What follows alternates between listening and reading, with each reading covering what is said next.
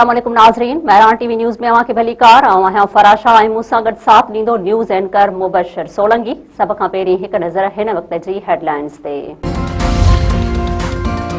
कराची में जमात इस्लामी पारां सिंध हुकूमत ख़िलाफ़ सिंध असेंबली अॻियां एहतजाज। पुलिस पारां कारकुननि खे छड़ोछड़ करण लाइ शेलिंग ऐं लठबाज़ी। पुलिस ऐं कारकुननि में छिकताण। मचरियल माण्हुनि जे पथराउ सबबि केतिराई पुलिस एहलकार ज़ख़्मी। पुलिस जी लठबाज़ी जमात इस्लामी जो हिकु कारकुन बि ज़ख़्मी थी पियो। 10 कारकुन गिरफ़्तार। तहरीक इंसाफ़ बानी पीटीआई जी ज़मानत आज़ादी लाइ दरख़्वास्त दाख़िल कराए छॾी आहे। बैरिस्टर सलमान सफ्तर ऐं ख़ालिद यूसुफ पारां इस्लामाबाद हाई कोर्ट में दरख़्वास्त दाख़िल कराई वई। तोशाखाना 2 केस में बानी पीटीआई जी सज़ा मुअत्तिल करण जी इस्तेदाद। दरख़्वास्त में मौक़िफ़ इख़्तियार कयो वियो आहे त बानी पीटीआई जी हिकु अखि संगीन बीमारीअ में मुब्तला आहे। उन बीमारी जो इलाज जेल में मुमकिन नाहे। ज़मानत ते खेसि आज़ाद कयो वञे।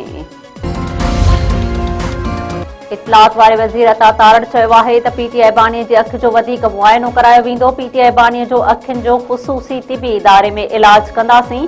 सोशल मीडिया ते जारी कयल पंहिंजे बयान में वफ़ाक़ी वज़ीर अता तारड़ चयो आहे त पीटीआई बानीअ जे इलाज ऐं मुआइने जी तफ़सीली रिपोर्ट बि सुप्रीम कोर्ट में जमा कराई वेंदी। पीटीआई बानीअ जे इलाज बाबति अफ़वाहुनि खां पासो कयो वञे।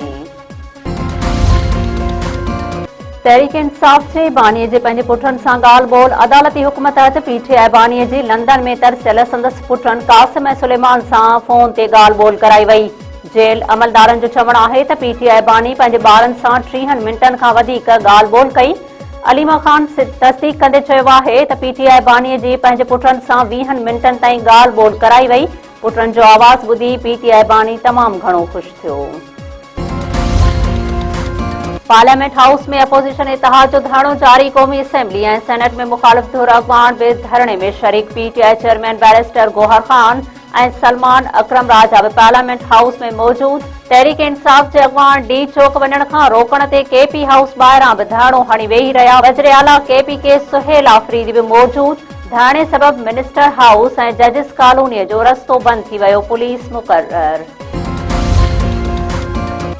वज़ीर आज़म शहबाज शरीफ़ रमज़ान रिलीफ पैकेज जो ऐलान करे छॾियो। रिलीफ पैकेज जी रक़म 20 अरब रुपयनि मां वधाए 38 अरब रुपया कई वई आहे। वज़ीर आज़म शहबाज शरीफ़ चयो आहे त रमज़ान इमदादी पैकेज जी रक़म आज़ाद कश्मीर समेत चइनी सूबनि में शफ़ाफ़ निज़ाम ज़रिए विरहाई वेंदी।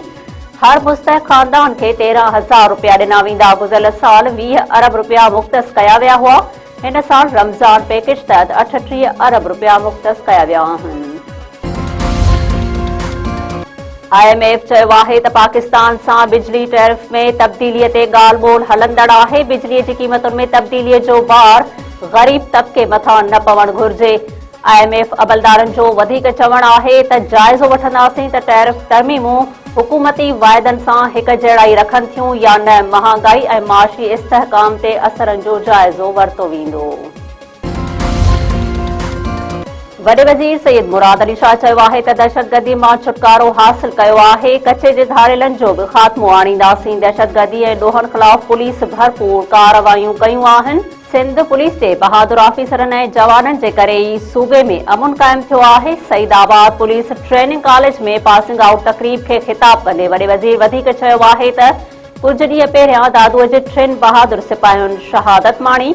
सूबे में कुझु महीननि दौरान पुलिस ऑफिसरनि ऐं नौजवाननि बहादुरीअ जो मिसाल क़ाइमु कयो आहे। कराचीअ में CTD जो DSP अली रज़ा शहीद थियो। कचे में हलंदड़ साल 27 धाड़ेल मारिया विया। 81 खे गिरफ़्तार कयो वियो। 153 धाड़ेलनि सरेंडर कयो आहे। कराची बार एसोसिएशन चूंडूं थियण ताईं अदालती कार्रवायुनि जो बाइकाट करण जो ऐलान करे छॾियो आहे। बार जे जनरल बॉडी जो इजलास सलाहुद्दीन हक नवाज़ टालपुर आमिर वड़ाइच ऐं ॿिया बि शरीक अॻवाननि चयो आहे त कराची बार जूं चूंडूं साज़िश तहत मुलतवी कयूं वयूं। जेसीं ताईं चूंडूं न थींदियूं अदालती कार्रवायुनि जो बाइकाट जारी रहंदो। कराची में काठोर लॻ M9 मोटरवे ते रोड हादसे जो वधीक हिकु ज़ख़्मी फ़ौत। फ़ौतियुनि जो अंग वधी 14 थी वियो। फ़ौतियुनि में औरतूं ऐं मासूम ॿार बि शामिल। फ़ौत थियल 13 ॼणनि मां 12 जो तालुक़ु हिक ई ख़ानदान सां ॿुधायो पियो वञे। गुज़िरियल ॾींहुं काठोड़ लॻ M9 मोटरवे ते आयल टैंकर ऐं मुसाफ़िर बस समेत ॿियनि गाॾियुनि विच में टक्कर सबबि हादसो पेश आयो हो। सिंध जे मुख़्तलिफ़ इलाइक़नि में रोड हादसनि सबबि पीउ ऐं धीउ समेत 6 ॼणा फोत, औरत समेत 14 ॼणा ज़ख़्मी। मातवी वेझो रोड हादसे में टंडो मोहम्मद ख़ान वास्ते 2 ॼणा फोत, 9 ॼणा ज़ख़्मी। बदीन टंडो मोहम्मद ख़ान रोड ते कोस्टर जो टक्कर लॻण सबबि मोटरसाइकिल सवार इमरान अली लाड़क ऐं लियाकत अली ख़ास टेली फोत थी विया। हादसे में कोस्टर सवार 9 मुसाफ़िर भी ज़ख़्मी। कश्मोर भरिसां ट्रक ऐं मोटरसाइकिल विच में टक्कर, ॻोठाणो धीउ समेत फोत, औरत ज़ख़्मी। फोतियुनि में याकूब कोरी ऐं संदसि धीउ शामिल।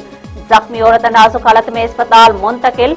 नऊं कोट भरिसां मुसाफ़िर कोच ऐं कार में टक्कर सबबि पीरसन औरत फोत, 3 ॼणा ज़ख़्मी। नूरियाबाद वेझो डंपर ऐं सूस्तीअ में टक्कर, मंठार जखरो मौके ते ई फोत, हादसे में 4 ॼणा ज़ख़्मी।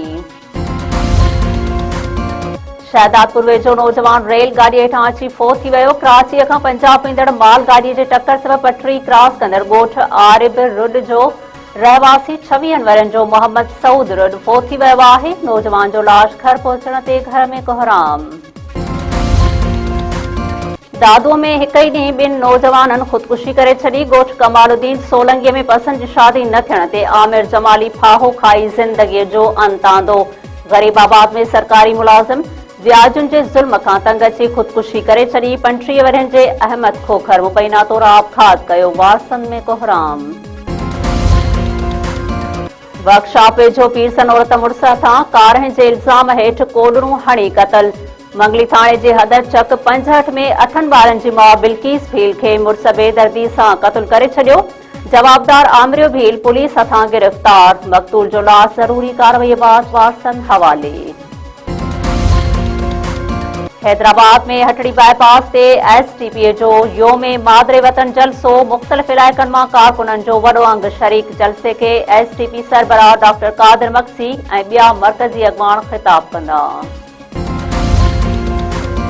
T20 वर्ल्ड कप में पाकिस्तान ऐं भारत विच में मुक़ाबलो सुभाणे थींदो। क़ौमी टीम तरफ़ां कोलंबो में training session. Pakistan cricket team जे कप्तान सलमान अली आगा चयो आहे त पाक भारत मैच में स्पिनर बालनि जो किरदार अहम हूंदो। पाक भारत मुक़ाबलो हमेशह लाइ वोल्टेज हूंदो आहे, पर असांजी तवजो रुगो पंहिंजी कारकर्दगीअ ते आहे। टीम जी फतह लाइ पुरउमीद आहियूं।